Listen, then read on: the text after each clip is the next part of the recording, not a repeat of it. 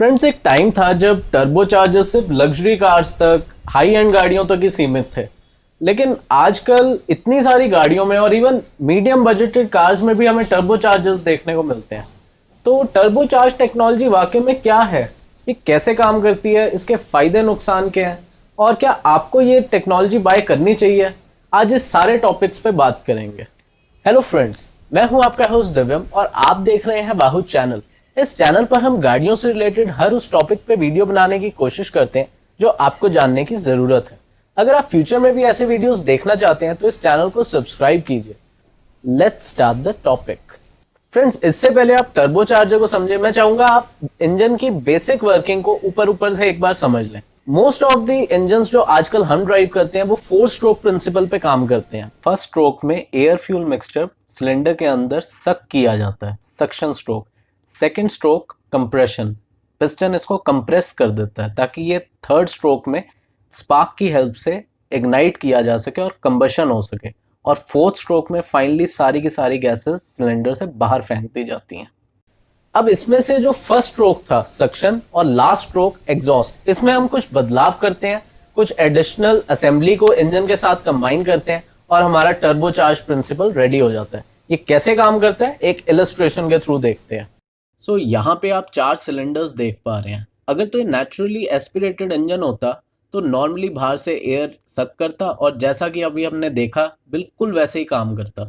लेकिन क्योंकि ये टर्बोचार्ज्ड इंजन है तो इसमें कुछ सेट ऑफ कंपोनेंट्स ऐड हो जाते हैं। जैसे एग्जॉस्ट की बची कुची एनर्जी को भी यूज कर लिया जाता है। जैसे कि आप यहाँ पे देख रहे हैं, एक छोटी सी टर्बाइन है, एक कंप्रेसर है और इनको जोड़ने वाली सेंटर हब, जिसको आप शाफ्ट भी कह सकते हैं। जिनको नहीं पता उनको मैं बता दूं, टर्बाइन कोई भी ऐसी डिवाइस है जिसके ब्लेड्स पे जब भी फ्लूइड मोशन में आके हिट करता है तो एनर्जी प्रोड्यूस होती है, जैसे कि विंड मिल्स। और कंप्रेसर जस्ट इसका उल्टा है, उसमें एनर्जी हम एक्सटर्नली प्रोवाइड करते हैं और वो एयर को कंप्रेस कर देता है, उसमें एनर्जी डाल देता है।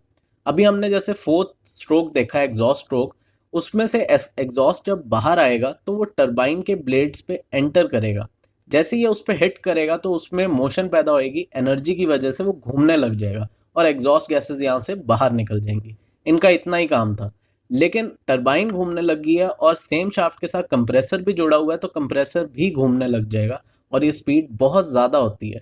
तो अब जब एयर फिल्टर के थ्रू होके एयर अंदर आएगी तो वो डायरेक्टली पिस्टन में नहीं जाएगी, वो पहले कंप्रेसर के थ्रू कंप्रेस होएगी, उसकी डेंसिटी बढ़ेगी और ये हैवी एयर जो है यहाँ से होके अंदर जाएगी। और उसके बाद ज़्यादा फ्यूल अगर इसमें मिक्स कर दिया जाए तो ये ज़्यादा पावर भी प्रोड्यूस कर देगा। तो सेम इंजन है, उतना ही इंजन साइज है, लेकिन ये छोटा सा सिस्टम लगाने की वजह से, जिसको हम टर्बो चार्जर कहते हैं, टर्बो भी कहते हैं, उसकी वजह से अब हमें सेम इंजन में ज़्यादा पावर मिल पा रही है। अब ये तो था basic principle of turbo charger, लेकिन इसको प्रैक्टिकली यूज करने के लिए कुछ कुछ एडिशनल कंपोनेंट्स की जरूरत पड़ती है and the major one of them is intercooler. जब हमारी एयर गर्म होके इंजन तक जाएगी तो उसकी डेंसिटी उतनी नहीं रहेगी जितनी हमें चाहिए, और अगर डेंसिटी लूज आउट हो जाएगी the whole purpose of installing a turbo charger वो सारा खराब हो जाएगा।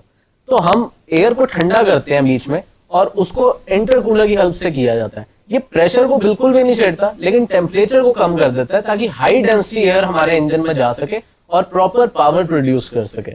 इसके अलावा हम वेस्ट गेट और ब्लो ऑफ वॉल्व्स का भी यूज करते हैं, क्योंकि हर समय तो हमें ज्यादा पावर की जरूरत नहीं होगी। तो जब हम थ्रॉटल प्रेस नहीं करेंगे तो इंजन अपना मीडियम लोड पे भी काम कर रहा है, तो उस टाइम पे आपकी जो भी एक्सेस कॉम्प्रेस्ड एयर क्रिएट हो रही है उसको एटमॉस्फेयर में वेंट आउट करने का काम करता है वेस्ट गेट और blow of valves. So turbocharge engines के फायदे नुकसान क्या है? फायदे तो 2 बड़े बड़े हैं। नंबर 1, ये आपकी गाड़ी की पावर को सिग्निफिकेंटली इंक्रीज करता है सेम इंजन साइज में। नंबर 2, ये आपकी गाड़ी की फ्यूल एफिशिएंसी को रिलेटिवली बेटर कर देता है। Hyundai Venue is the perfect example for this. ये अपनी गाड़ी में 2 इंजन ऑफर करते हैं आज की डेट में। Number 1 is there regular 1.2 litre Kappa engine और दूसरा इन्होंने अभी नया लॉन्च किया है 1 litre Kappa turbo GDI technology. अब आप इसके पावर और टॉर्क की फिगर्स में फर्क देखेंगे तो दैट इज ह्यूज। जो आपका टर्बो इंजन है वो 200 सीसी कम होने के बावजूद भी लगभग 45% एक्स्ट्रा पावर और 50% एक्स्ट्रा टॉर्क जनरेट कर रहा है। और अगर आप इस 1 लीटर टर्बो इंजन को इनके रेगुलर 1.5 लीटर वरना के इंजन के साथ कंपेयर करेंगे तो आपको पावर और टॉर्क की फिगर्स लगभग सिमिलर दिखेंगी। तो इसलिए मैंने आपको कहा था कि अगर इसको कंपेयर कर रहे हो तो रिलेटिवली कंपेयर करो। जो इंजन सेम पावर और टॉर्क फिगर्स दे पा रहा है जैसे कि वरना का इंजन, उसकी फ्यूल एफिशिएंसी से कंपेयर करोगे तो आपको बेटर फ्यूल एफिशिएंसी मिलेगी। ये तो थे टर्बोचार्जर के एडवांटेजेस, बट डिसएडवांटेज भी हैं और उसमें से सबसे ज्यादा नोटिसेबल है इसका लैग। जब से टर्बोचार्जर इन्वेंट हुआ है इनमें लैग की प्रॉब्लम देखी जा रही है। लैग का मतलब है जब आप थ्रॉटल प्रेस करते हैं पावर के लिए और इंजन एक्चुअली में बूस्ट जनरेट करता है, उसमें एक टाइम डिफरेंस आ जाता है। और ये इसलिए आता है क्योंकि आपका एग्जॉस्ट सिस्टम जो है वो कम आरपीएम पे इतना प्रेशर प्रोड्यूस ही नहीं कर पाता टरबाइन पे कि कंप्रेसर अच्छी स्पीड पे चले और वो बूस्ट दे। जैसे ही आप एक सर्टेन आरपीएम हिट करते हैं उसके बाद आपको अच्छा खासा बूस्ट मिलता है। तो अगर आप इस चीज को काउंटर करना चाहते हैं तो या तो आपको बड़े टर्बोचार्जर के बजाय 2 छोटे छोटे टर्बोचार्जर्स लगाने पड़ेंगे, जो काफी कंपनीज कर भी रही हैं। उसमें sequential turbocharging, variable geometry turbocharging, ऐसे कॉन्सेप्ट्स आपको सुनने को मिलेंगे। या फिर आप इलेक्ट्रिकल सिस्टम्स की एड लेके इनिशियली टर्बोचार्जर को ड्राइव दे सकते हैं और जब आपका बूस्ट थ्रेशोल्ड पार हो जाए उसके बाद आप टर्बोचार्जर को अपने आप चलने दे सकते हैं। और इसका दूसरा डिसएडवांटेज है क्योंकि टरबाइन बहुत ज्यादा हाई आरपीएम पे चलती है, 1.5 लाख आरपीएम तक हिट कर जाती है, तो ये बहुत गर्म हो जाती है चलते चलते और इसको एक्सटर्नल कूलिंग देनी पड़ती है। लेकिन उसमें भी कोई प्रॉब्लम नहीं है क्योंकि जब भी आप टर्बोचार्ज गाड़ियों को बहुत ज्यादा ट्रेवल करके एक जगह पे खड़ा करते हैं तो एकदम इंजन को शट ऑफ ना कीजिए, थोड़ी देर उसको चलने दीजिए। And now the final question, क्या आपको ये टर्बोचार्ज इंजन्स परचेज करने चाहिए या नहीं? एक टाइम था जब टर्बोचार्ज इंजन्स जो है काफी प्रॉब्लम देते थे, उनमें रेगुलर मेंटेनेंस रिक्वायर्ड थी, ओवर हीटिंग की प्रॉब्लम आ जाती थी। लेकिन आजकल मैन्युफैक्चरर्स इसमें बहुत रोबस्ट टेक्नोलॉजी का यूज कर रहे हैं और इंजन को थोड़ा हैवी बनाते हैं ताकि वो एक नॉर्मल इंजन की तरह ही आपको आउटपुट दे सके और ज्यादा से ज्यादा टाइम निकाल सके। तो आज की डेट में ऐसी कोई प्रॉब्लम नहीं है क्योंकि आप इस टेक्नोलॉजी के लिए एक्स्ट्रा भी तो पे कर रहे हैं। जितने भी आप टर्बोचार्ज इंजन देखेंगे वो चाहे साइज में जरूर छोटे हो पर नॉर्मल गाड़ियों से 1-1.5 लाख एक्स्ट्रा ही होती है उनकी कॉस्ट। तो कोई इशू नहीं है। अगर आप एक बेटर ड्राइविंग एक्सपीरियंस चाहते हैं छोटे इंजन्स में जिसमें आपको फ्यूल एफिशिएंसी भी अच्छी खासी मिले तो आपको ये इंजन्स परचेज करने चाहिए और ये बहुत पॉपुलर हो रहे हैं इसी कारण से। टर्बोचार्जर्स को इनिशियली गाड़ियों के लिए इन्वेंट नहीं किया गया था। अल्फ्रेड बूची नाम के इंजीनियर ने एयरक्राफ्ट में एक प्रॉब्लम को एड्रेस किया कि जब ये हाई एल्टीट्यूड्स पे जाते हैं तो एयर प्रेशर ज्यादा नहीं होता और पावर ज्यादा जनरेट करने के लिए 2 ही ऑप्शंस थे, या तो इंजन के साइज को बढ़ा दो या उसी इंजन में कोई और टेक्नोलॉजी बना के उसमें से ज्यादा पावर निकालो।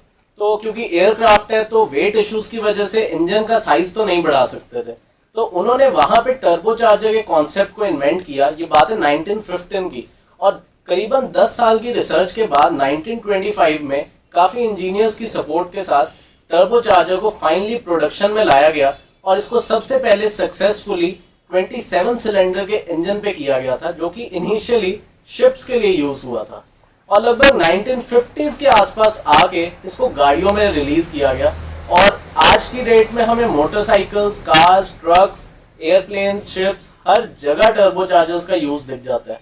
तकरीबन हर वो इंजन जो ऑटो प्रिंसिपल, डीजल प्रिंसिपल पे काम कर रहा है उसमें टर्बोचार्जर को यूज किया जा सकता है। तो आज की वीडियो में इतना ही। आई होप आपको टर्बोचार्जर का कॉन्सेप्ट अच्छी तरह से समझ आया होगा। अगर आप फ्यूचर में भी ऐसे वीडियोस देखना चाहते हैं तो इस चैनल को सब्सक्राइब कीजिए और मैं आपसे मिलता हूं जल्द ही एक नए वीडियो में। Till then, bye.